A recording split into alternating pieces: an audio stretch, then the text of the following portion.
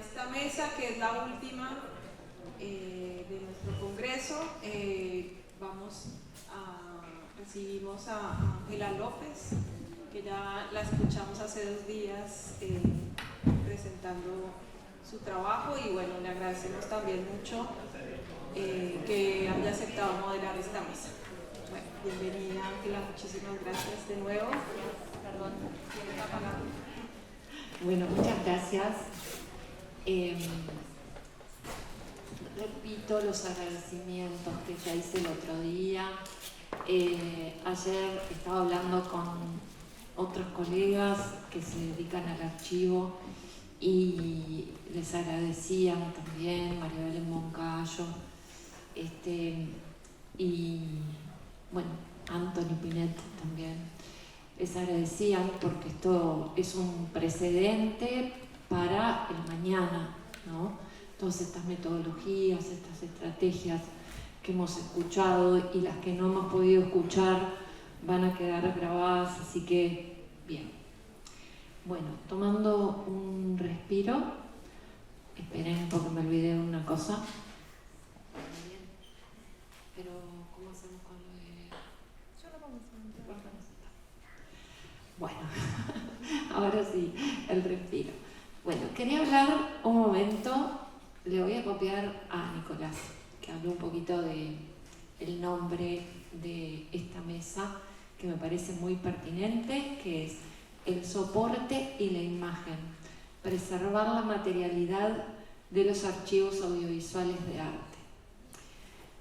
Bueno, cuán importante es, sobre todo después del panel de hoy, reflexionar acerca de la materialidad, ¿no? La materialidad y también sus sombras, o sea, también, digamos, todo lo que tiene que ver con lo aurático, con lo ontológico. Me parece que el hecho de haber elegido para esta mesa, o si fue al revés, si se puso luego el nombre a proyectos tanto del banquete telemático como el proyecto de Pedro que habla de los videojuegos, tiene mucho que ver también con eso, ¿no? Con el tema de la cuestión de la materialidad y la posibilidad o no de mantenerlo aurático. Bueno, ahora voy a presentar uno por uno y después les voy a pasar la palabra. Y miren, me dejaron un cartel acá que es tipo, ¿vieron las coristas? Cuando ven este cartel es que faltan 5 minutos. Bueno, la charla que vamos a ver primero, que va a ser una charla grabada, se llama La preservación de obras de arte y tecnología de artistas brasileños de la colección de arte cibernética de Itaú Cultural. Y lo presenta Fernando Olivera, que trabaja en el área de tecnología hace más o menos 20 años, es maestrando en diseño, arte y tecnología por la Universidad Anhembi Morumbi de San Pablo y es posgraduado en gestión de proyectos por la Universidad Mackenzie y especializado en gestión de políticas culturales por la Universidad de Girona. En coautoría con Gilberto Prado, un referente también de los temas que estamos tratando, artista y coordinador del grupo Poéticas Digitales, que estudió en Artes e Ingeniería en la Unicamp y obtuvo un doctorado de Artes en la Universidad de París I de la Sorbonne. Bueno, ni que hablar que Gilberto Prado es una referencia para todos los temas que estamos tratando en este congreso. La segunda charla es de Pedro Tiscar. Me encantan todas las charlas que vamos a trabajar aquí, que es licenciado en Ciencias de la Educación por la Universidad, no dije el título, perdón, Creación Artística y Presentación del Modding en los Videojuegos, y Pedro es licenciado en Ciencias de la Educación por la Universidad de Buenos Aires y está finalizando la especialización en Industrias Culturales en la Convergencia Digital de la Universidad Nacional 3 de Febrero. Su línea actual de investigación se centra en el estudio de metodologías y técnicas de preservación de videojuegos. La tercera charla, también va a ser grabada, es de Natalia Bianchi, colección de obras en soportes fílmicos de la Tate, estrategias de adquisición y exhibición y preservación. Natalia tiene estudios en dirección cinematográfica en la Universidad del Cine de Buenos Aires. Se desempeñó como editora audiovisual y trabajó en proyectos de cine, televisión y postproducción de festivales de Bafisi y Festival de Mar del Plata.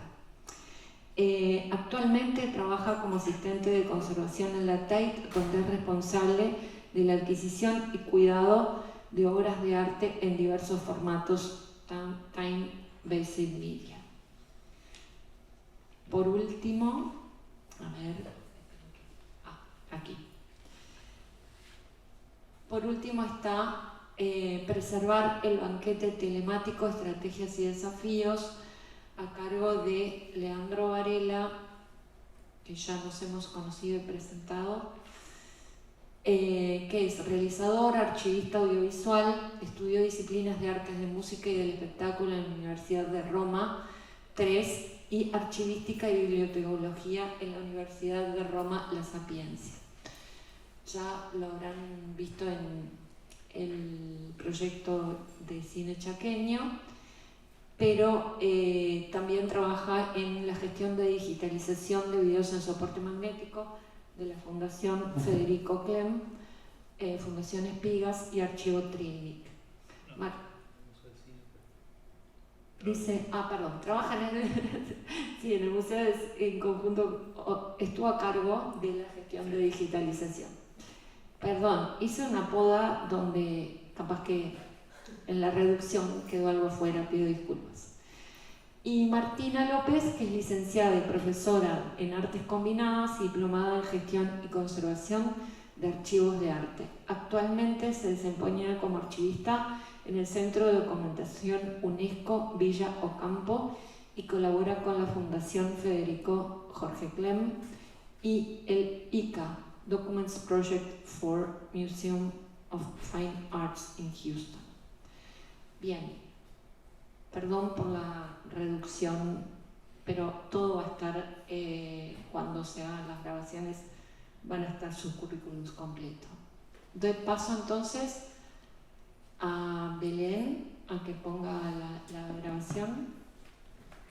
Yo sabía que tenía que ir en aquella punta, pero bueno, me perdí.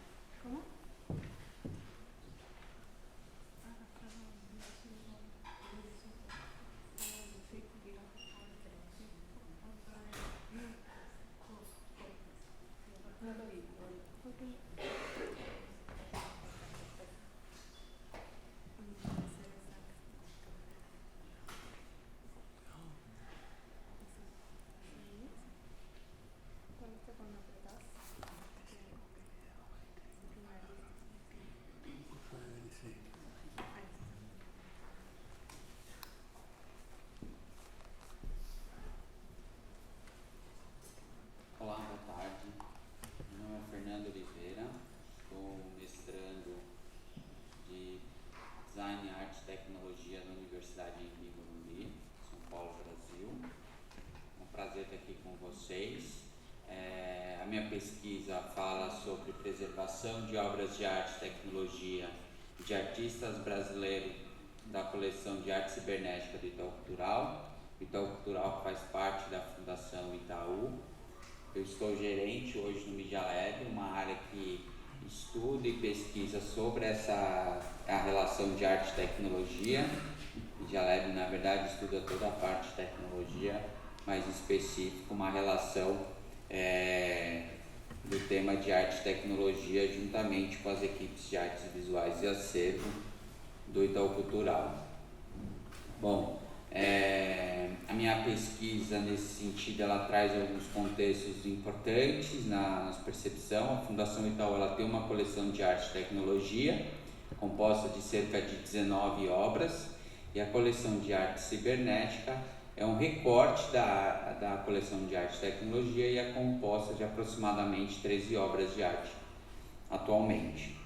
É um desafio essa relação com essas obras, muitas delas são do início dos anos 2000, e aqui a proposta dessa pesquisa foi escolher 3 obras como estudo de caso. Uma delas, dessa imagem, por exemplo, é a Descendo a Escada da artista Regina Silveira. E a gente precisa pensar nesse contexto, o desafio é que outras formas a gente vai estudar essa relação de preservação de arte e tecnologia. Como que a gente vai preservar essas obras que são nato digitais ou que tiveram uso de tecnologia para expressar ou para compor a sua obra?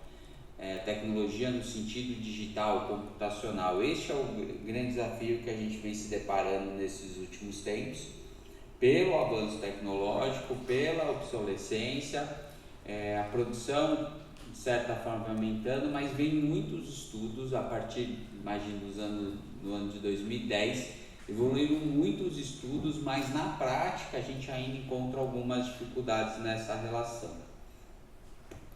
E pensando nisso, a gente começou a se debruçar sobre as coleções essa coleção que a gente tem, especialmente pós-pandemia. Em 2022, a gente retoma a itinerância dessa coleção e ela vai para Portugal, vai para o MAT, Museu de Arte, Arquitetura e Tecnologia. E aí a gente se depara de anos essas obras. Essas obras estavam alocadas em lugares bem apropriados, mas fazia um tempo que a gente não abria não montava essas obras, né? Então, apesar de estarem muito bem armazenadas, fazia algum tempo que a gente não mexia nessas obras. Então, nessa retomada da itinerância, hoje a Fundação itinera essas obras uma vez por ano, então todo ano ela viaja. Então, em 2022 esteve no MAT, em Lisboa, no ano passado esteve no Palácio das Artes, em Minas Gerais, Belo Horizonte, e esse ano ela está no estado do Ceará, na Pinacoteca do Ceará, na cidade de Fortaleza, na capital. E aí, quando a gente vai para esse movimento, a gente entende que precisa se debruçar melhor sobre essas obras que a gente tem. Para além das obras, a gente começa a ver que a gente precisa ter um olhar mais amplo para a coleção como um todo. E aí, quando a gente olha como digital, a gente da área de tecnologia especial, a gente já começa a olhar como código-fontes, tecnologia, projetos. Mas tem uma sequência de informações que a gente precisa ter maior clareza e cuidado, que aqui que a gente chamou para além dos dados, para além da relação informacional, né? A relação também do artista. Qual foi a expressão estética? Qual era a relação que o artista tinha com essa obra? Qual foi o contexto? Qual era a intenção do artista quando ele produziu essas obras? Então, a gente se depara e aí começa a juntar, se aproximar ainda mais dos artistas, em especial daquelas que a gente tinha já maior proximidade, que já estava atuando em algumas atualizações das obras, e começa a ter conversas mais amplas sobre o que desejamos fazer com essas obras. Então aqui é muito importante essa menção de que nada fizemos sem a participação e presença do artista. São estudos de caso de 3 obras, como eu disse, e aqui a ideia é a gente se deparar com os desafios e oportunidades que temos em relação à preservação de arte digital. Então a expressão estética imposta nessas obras, a intenção do artista, em especial quando o artista produz essas obras, especialmente da coleção de arte cibernética, partindo do princípio que cibernética entende-se uma interação, seja homem-máquina, seja máquina-máquina, mas existe uma interação. Qual era a relação que provavelmente estava inserida quando o artista criou? Qual seria a interação do público com essas obras quando o artista criou e produziu essas obras? Tudo isso precisa ser considerado quando a gente for lidar com essa coleção. E aí a gente começou também a ter um estudo mais amplo sobre quais eram as questões que dialogavam os impactos, os desafios dessa coleção. Então a gente começou, né, isso já é sabido, tem uma relação da obsolescência tecnológica que ela corre muito junto ao avanço tecnológico em si. Então também é uma coisa que a gente se debruça, como a gente olha tecnologia também a favor, esse avanço tecnológico a favor do que fazemos, mas a gente pode ver um pouquinho mais adiante. Mas quais eram os desafios? Então, obsolescência tecnológica, a preservação técnica, do que a gente chama de suporte, complexo a gente manter hardware, software originais, quais são os formatos que a gente vai fazer nessa relação, que pode ter uma relação de migração, emulação ou recriação, enfim, esses eram algumas das problemáticas, qual o conceito que a gente vai estudar e o que a gente vai implicar, e além disso, ter essa relação entre a intenção do artista ligada às relações técnicas, né? Então, o artista pensou, utilizou, eu vou usar um exemplo, Desejo de Gilberto Prado, ele criou em VRML em 2000 a obra dele, pensando no contexto de ampliação, de contexto de muitas pessoas visualizando essa obra, né? Até 50 pessoas interagindo nessa obra. Então ele tinha uma tecnologia ali. Então essa tecnologia não é existente mais hoje, mas que outra tecnologia hoje é capaz de fazer aquilo que o artista tinha intenção na época e constituiu algo? Esses são uma das questões que a gente vem se debruçando e atuando.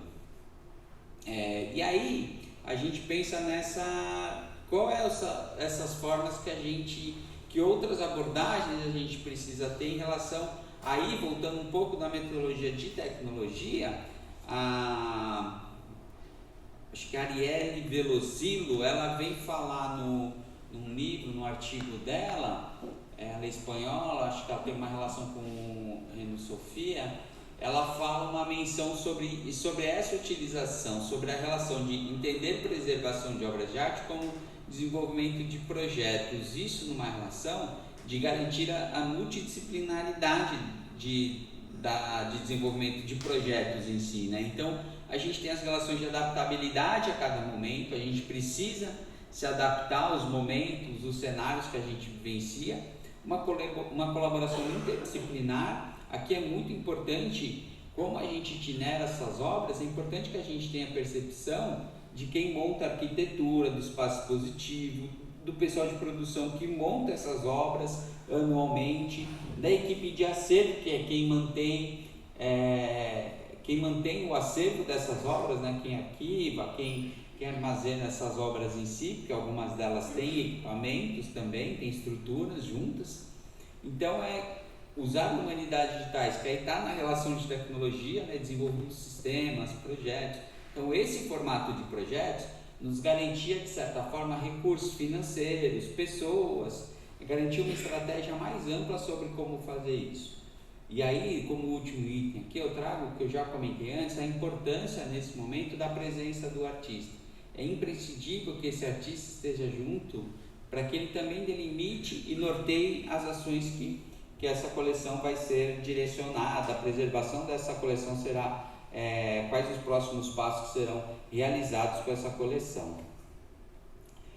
E aí a gente tem alguns estudos de preservação que alguns modelos trazem umas centenas. Eu trouxe 3 aqui, mas tem outras formas, né? Então tem essa migração de dados, transferir os dados de um lugar para outro, uma emulação, quando você emula, né, uma aplicação antiga em novos sistemas. Aquele fato de documentação contextual é você registrar todas as informações, incluindo os requisitos técnicos, intenção do artista, a relação com o público, quando ela é montada, quando tem alguma relação, alguma problemática, como você anota e registra isso. Mas tem outros formatos, tem recriação, quando você recria a partir do que tem dessa documentação, você recria obras, tem outros formatos que especialmente a gente vê isso num protocolo, num modelo que chama Variable Questionnaire Table, se eu não me engano, que ele já é um formato antigo, mas existem outros, né? Acho que o ZKM usa alguns outros formatos, mas enfim, aqui é a gente pensar nas possibilidades da qual a gente vai atuar nessas obras. Lembrando que cada obra também tem sua especificidade, então é complexo a gente dizer que um modelo vai servir para todos ou que um protocolo serve para todos. Então a gente está justamente nesse sentido dentro da fundação, e eu na minha pesquisa olhando como isso vai se debruçando, e por isso a escolha de 3 obras que têm 3 especificidades diferentes, para entender quais os cenários que vão se desenvolvendo e aplicando. A relação das humanidades digitais, né, importância, uma vez que aqui a gente tem que olhar dados, a gente tem muita coisa crescendo sobre data art, mas a gente olha os dados dessas obras, quais são as relações informacionais, quais são os metadados, utilizar algoritmos avançados também, entendendo essas obras, e a relação interdisciplinar, essa colaboração entre os técnicos de múltiplos conhecimentos, seja de produção, seja o técnico de preservação, seja o desenvolvedor. Então aqui em especial olhando quem são os desenvolvedores da equipe que vão olhar cada estrutura para poder pensar na linha de preservação. Então aqui é mais trazer que a gente precisa também, como eu disse, aproveitar de novas tecnologias. Por exemplo, quando a gente fala de algoritmos avançados, podemos pensar em utilizar inteligência artificial e aprendizado de máquina para olhar código-fonte antigo, para entender o que foi proposto, o que estava sendo utilizado nesse código para pensar em uma nova atualização, ou como migrar esse dado, como reestruturar essa obra, né? E aqui é uma das coisas que a gente vai descobrindo a partir desse pensamento, dessa estratégia, são as oportunidades de fato que a gente tem. Então algumas questões vão surgindo na medida que a gente vai debruçando sobre essa preservação e sobre essa estratégia, que vem surgindo. Então novos formatos, quando a gente olha por exemplo uma obra da Regiane Cantoni, Opiera Sonic Dimension, que é da Regiane Cantoni e Daniela Kuchowski, a gente fez uma atualização. Antigamente ela usava mais estruturas de laser e nós modificamos, atualizamos ela para outra estrutura, já computacional, outro formato. Hoje nós montamos ela idêntica ao que era feito, mudando toda a sua estrutura. Porém, hoje, se fosse possível, a gente poderia montar ela diretamente na parede, garantindo as mesmas relações. Não fazemos isso, até porque nós temos o contexto, como eu disse, a participação do artista é imprescindível, ele está sempre junto, os artistas acompanharam, deram norte, nortearam, mas a gente tem outros e novos formatos de possibilidades. Então, quando a gente se debruça por uma atualização, a gente também olha como que a gente melhora a relação da exposição. Então, como que a gente também consegue transformar aquela obra num formato mais simples de montagem. Uma coisa é ela montada nos anos 2002, outra coisa é ela montada em 2022, 2024. Então, a gente também vai se deparando com novas oportunidades, assim como as relações de experiências imersivas do Gilberto Prado, que é uma obra do ano 2000, Desejo, ela foi criada em 2000 e ela foi atualizada em 2014 e depois em 2018. Em 2018, a gente pôde explorar com o artista uma possibilidade de expor de realidade virtual. Então isso foi super produtivo, o artista também super apoiou junto. Então a gente vai também nessa medida descobrindo novas possibilidades. Afinal, a gente precisa ter uma clareza às vezes, e isso também é importante como artista, né? Se é essa relação da constituição da obra, o quanto o suporte é tão importante, ou se a experiência, a intenção final do artista. Essas são as relações e discussões que vão pautando também essa relação da fundação com o artista, com obra. Esse é o desafio, a gente ter as conversas, ampliar a conversa, ter uma escuta para que a gente possa ter um melhor cenário. E aí, tudo que a gente fala, como eu digo que a gente itinera essas obras anualmente, aqui tem uma relação de como a gente leva para o público, né, democratizando não só o acesso, mas a ação, né, então como a gente democratiza a participação para essa arte contemporânea, então como o público se interage, se apropria cada vez mais, e a gente percebe que a cada itinerância, em cada território e localidade, as trocas são diferentes. Então também nos provoca a pensar formatos diferentes para cada itinerância. Então quando a gente ia em 2016, 2015, a gente ia com uma programação paralela diferenciada do que vamos hoje. Hoje a gente já busca uma articulação mais ampla com o território, faz uma pesquisa, traz os artistas de tecnologia locais daquele território para falar sobre suas obras, sobre como estão atuando, e isso também vai engajando essa cena local para além da itinerância em si. Então é um pouco disso. Como conclusão trago essa relação da importância de uma abordagem que possa reconhecer toda a preservação para além das questões técnicas, assegurar as questões técnicas sim, mas também olhar essa relação de outras formas de interação, de intenção, de produção, de montagem, pensar na colaboração interdisciplinar, a importância dos múltiplos conhecimentos e o envolvimento do artista que precisa estar conosco, entendendo os contextos e trazendo as relações também para que ele possa desenhar a melhor forma e cenário. E nisso, a gente se aproveitar deste momento para pensar em inovações, utilizar as novas tecnologias, esse avanço tecnológico não só como um obstáculo, mas também como uma possibilidade e oportunidade da gente inovar as formas como fazemos hoje a preservação e melhorar cada vez mais.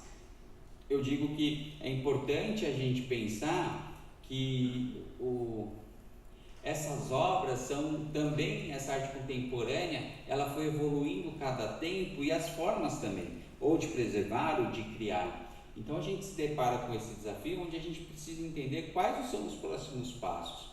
Essas obras, se a gente entender que muitas delas, o suporte também faz parte dessa obra, então nós podemos pensar que em algum momento ela não mais será exibida e ok, então declaramos que essa obra é efêmera, mas a efemeridade dela, ao meu ver, minha percepção é que ela precisa ser declarada de certa forma e não ser aceita a partir de uma omissão nossa de nada fazermos com essas obras. Eu acho que a gente precisa entender essa relação e por isso eu acredito que essa pesquisa é muito importante.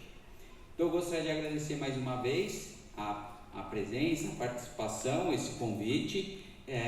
Esse trabalho foi realizado também com o apoio da CAPES, né? E eu atuo com a Fundação, então também agradeço a Fundação pela oportunidade de disponibilizar material. Também quero mencionar que essas fotos que estão vendo junto com esse material são obras que fazem parte da coleção. Essa coleção, como eu disse, ela tem algumas obras e essas obras são tanto de artistas brasileiros como artistas internacionais. Eu quis trazer um pouco da minha pesquisa desse estudo. Muito obrigado, graças.